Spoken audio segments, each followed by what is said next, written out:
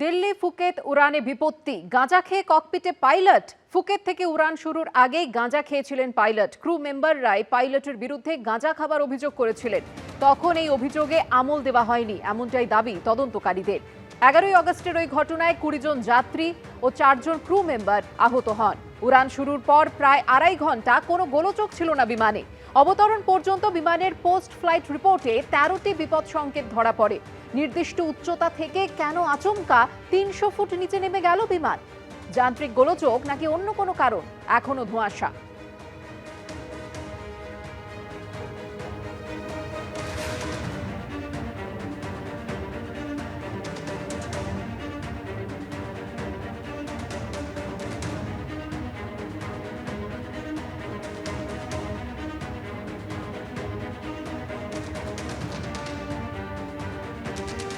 Phuket থেকে উড়ান শুরুর আগেই গাঁজা খেয়েছিলেন পাইলট। ক্রু মেম্বাররাই পাইলটের বিরুদ্ধে গাঁজা খাবার অভিযোগ করেছিলেন।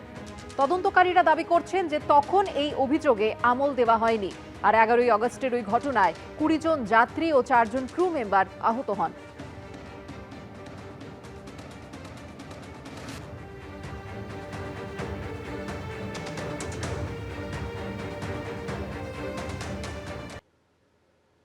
বিল্ডিং প্ল্যান না মেনে বহুতল তৈরির অভিযোগে পুর ও নগরোন্নয়ন দফতরের অডিট কমিটির স্ক্যানারে 27 জন প্রমোটার ও ডেভেলপার। নজরে পুর আধিকারিকদের একাংশের ভূমিকাও।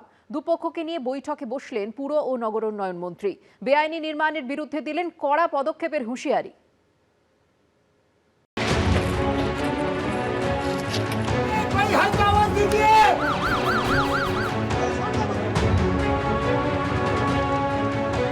আপনারা শিক্ষিত মানুষ, তারাতলার মতো ঘটনা করাবেন আবার? তারাতলায় নির্মীয়মান গোডাউন ভেঙে মৃত্যু মিছিলের সাক্ষী থেকেছে রাজ্য। এই বিপর্যয়ের দায় কার? কার গাফিলতিতে এতগুলো প্রাণ গেল? স্বজন হারানোর কান্নায় এই প্রশ্নগুলোই বারবার ফিরে আসছে।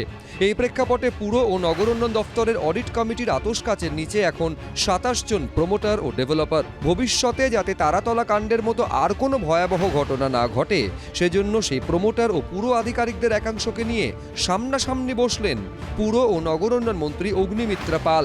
যারা প্ল্যানের বাইরে গিয়ে নির্মাণ কাজ করছেন বলে অভিযোগ উঠছে, তাদের নাম ধরে ধরে কড়া পদক্ষেপের হুঁশিয়ারি দিলেন তিনি। কখনো পুরমন্ত্রীর গলায় শোনা গেল ধমকের সুর। 3 লাখ টাকা দিয়ে দাও, তবে কি সর্ষের মধ্যেই লুকিয়ে আছে ভূত? তারাতলার মতো ঘটনা সেটাই আরো একবার চোখে আঙুল দিয়ে কি এটাই দেখিয়ে দিল? মানুষ তো আছে যে কিনেছে, প্রমোটার কাছে যা ওর থেকে টাকা ব্যাক চান, এটা তো ঠিক করেনি, ওখানে ব্যাক টাকা চান। তো এটা ইনফ্যাক্ট আমরা দেখবো কি বিকজ পরবর্তীকালে আইন হতে পারে কি পাবলিক ডিমান্ড রিকভারি অ্যাক্টের মধ্যে এটা টাকা ব্যাক রিকভার করতে পারে কিনা। পুর ও নগরোন্নয়ন দফতরের এই বৈঠকে উঠে আসে মোটা টাকা ঘুষ দিয়ে বেআইনি বিল্ডিং প্ল্যান পাশ করানোর মতো চাঞ্চল্যকর অভিযোগ। লোকরা সব টাকা দিয়ে বেরিয়ে যাচ্ছে বিধায়ককে, এটা কখনো হতে পারে? বিধায়কের অ্যাসিস্ট্যান্ট, বিধায়ক এখানে দোষী না, বিধায়ক হয়তো জানি না।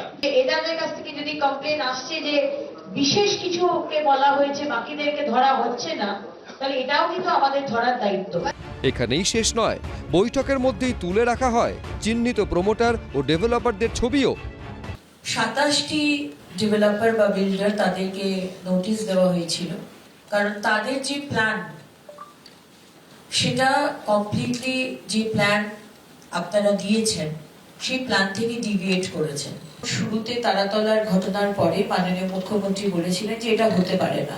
আমরা বিল্ডিং আইডেন্টিফাই করেছিলাম, সব প্যান বেঙ্গল আমরা আইডেন্টিফাই এখনো করিনি, করা হবে। তার মধ্যে 706টা আইডেন্টিফাই করি।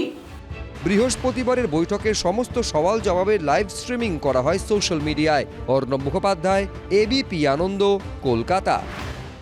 এবিপি আনন্দ, এগিয়ে থাকে, এগিয়ে রাখে।